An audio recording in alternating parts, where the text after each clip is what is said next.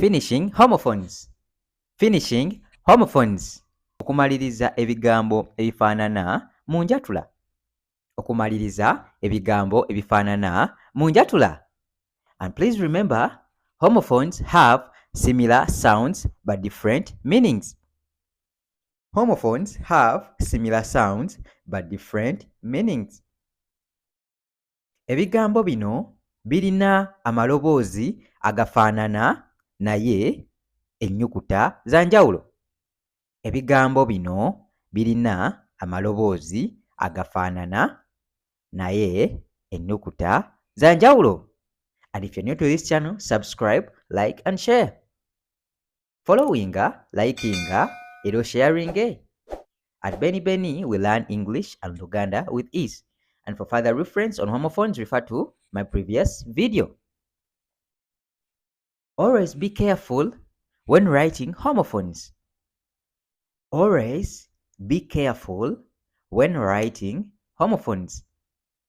Beera mwegendereza nga owandiika ebigambo ebifaanagana mu maloboozi. Beera mwegendereza nga owandiika ebigambo ebifaanagana mu maloboozi. Okay, let's have some sample sentences using homophones. Sample sentences using homophones. Ebyokulabirako mu kukozesa ebigambo ebifaanana mu maloboozi. Ebyokulabirako mu kukozesa ebigambo ebifaanana mu maloboozi. Peter bought a green hat. Peter bought a green hat. Peter yaguze enkofiira ya kiragala. Peter yaguze enkofiira ya kiragala. And for further reference on colors in English and Luganda, refer to this video above. Peter yaguze enkofiira ya kiragala. Doreen stays in a hut. Doreen stays in a hut. And here I hope you can see we have used H-U-T. Hut with H-U-T, not A. For A, it means enkofiira. But hut with U, it means akasiisira. Doreen stays in a hut.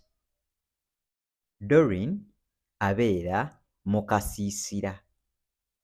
Doreen abeera mu kasiisira. She loves eating pizza with milk. She loves eating pizza with milk.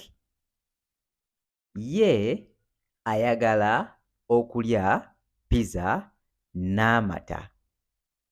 Ye ayagala okulya pizza n'amata. She loves eating pizza with milk is ye ayagala okulya pizza n'amata. It belongs to Katrina. It belongs to Katrina. Ekyo kya Katrina. Ekyo kya Katrina.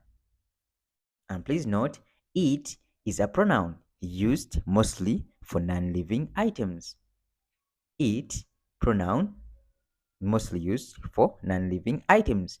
Ekyo etera kukozesebwa nga nakasigirwa ku lw'ebintu ebitassa. Ekyo etera kukozesebwa nga nakasigirwa ku lw'ebintu ebitassa.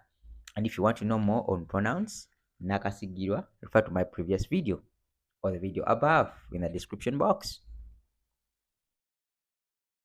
Today, the sun is shining a lot. Today, the sun is shining a lot.